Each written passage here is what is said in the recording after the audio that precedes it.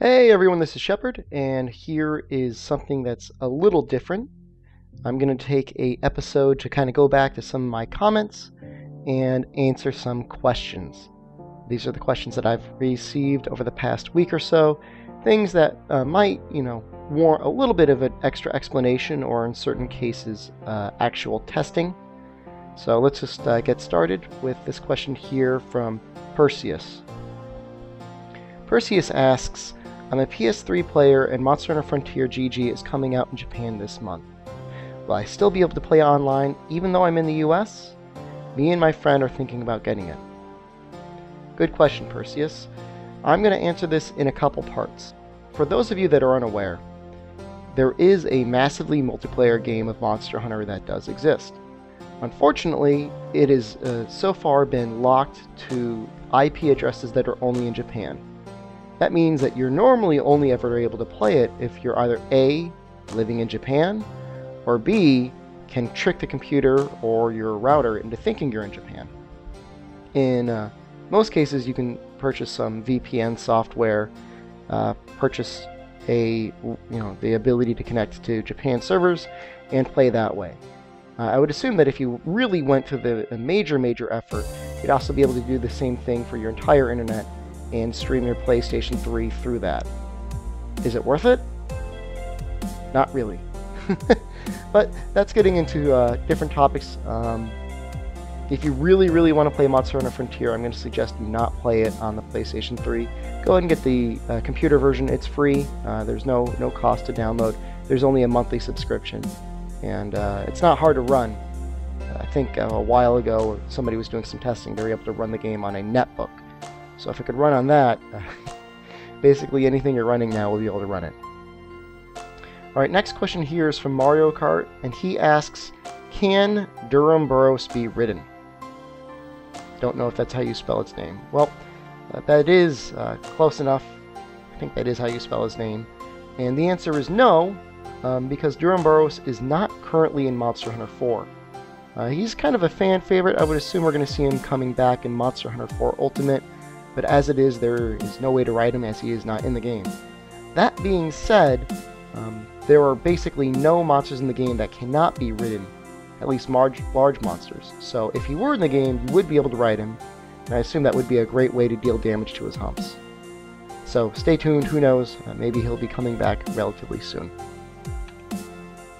AKMax007 asks, seems like attacking doesn't work as wind resist anymore, or is it only the sword and shield? I'm not sure I fully understand this question. There have always been certain attacks that were fairly resistant to wind. They granted kind of like a light wind resistance attack. The easiest one to test is, of course, just charging the greatsword. That will usually ignore certain small wind gusts and prevent you from being knocked back. As for the sword and shield, that was always suspect to being knocked back. Certain top-tier pro-level players will say that they can figure out the timing and actually roll through the individual wind gusts. For me, I'd rather just avoid it entirely or just use a weapon that can actually have the built-in wind resistance in its attack. Can Gypceros be killed while they're playing dead? I don't know. I would assume they should. I will have to test this soon, so let's see if I can insert a little video here where I try that exactly. Alright, so we're going to do a little bit of testing.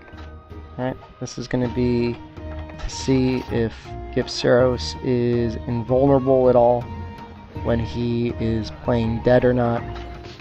I'm assuming that with this weapon and setup, it should be pretty easy to find out. I would assume that within 1 to 2 combos when he's near death, it should kill him, assuming he hasn't been knocked out.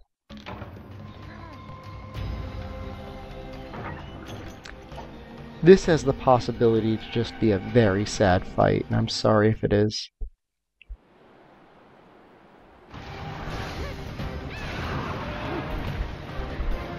Our main goal is to get him within play dead range,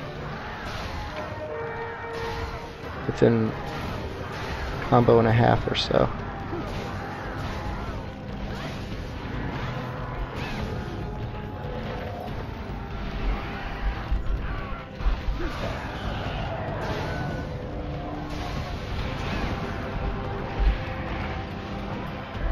Should be relatively soon.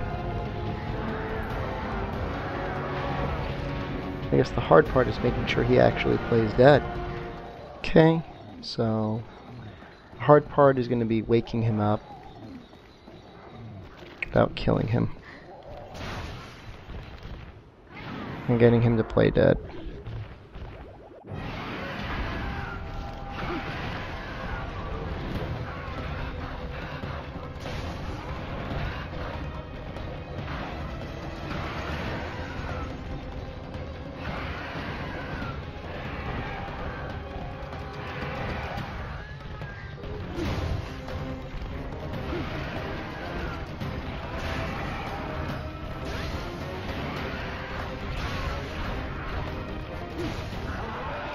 Alright, here we go.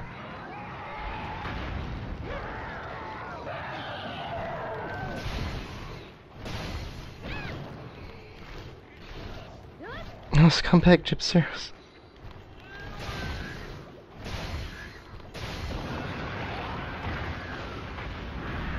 Alright, if I kick him and he dies,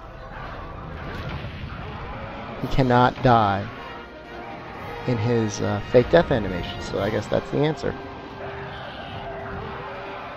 Unless you choose to believe that he was literally only one kick away, but I'm pretty sure he was dead. So that answers it, Lanchester DS. If you want to kill a Gypceros, wait for him to wake up. But feel free to do plenty of damage. He just won't die in that animation. Ariel Delgado asks, what is the rewards from writing a monster? Well, you don't get any specific reward from writing a monster, unless of course there was some sort of subquest for writing a monster. There are certain things that come from it though. The first and most important is a lot of monsters have been added a separate breakable part on their back. In some cases like that, writing a monster is going to be one of the easiest and most effortless ways to break that. So it's never a bad idea to do that. Beyond that, there are a couple different advantages. The first being that you're actually going to do real damage with those knives. I know they only look like carving knives, but they actually do a substantial amount of damage. Remains to be tested, but I would assume it's pretty good. Beyond that, you trip the monster, and when the monster is tripped, you almost always end up sliding towards his head, or at least in a position where you can actually get one or possibly even two combos off in the head. So that's almost a reward in and of itself. And the final thing is, if you're actually playing in a group, writing the monster gives your teammates time to kind of sit back, sharpen, heal up, take a power seed or two, and get themselves in position to help beat on the monster when he's actually knocked over. Alright, so that's it for Ask Shepard. Again, you know, I'll be trying to pull off one of these every week. I'll still probably be commenting to the people when they actually ask the questions, responding back.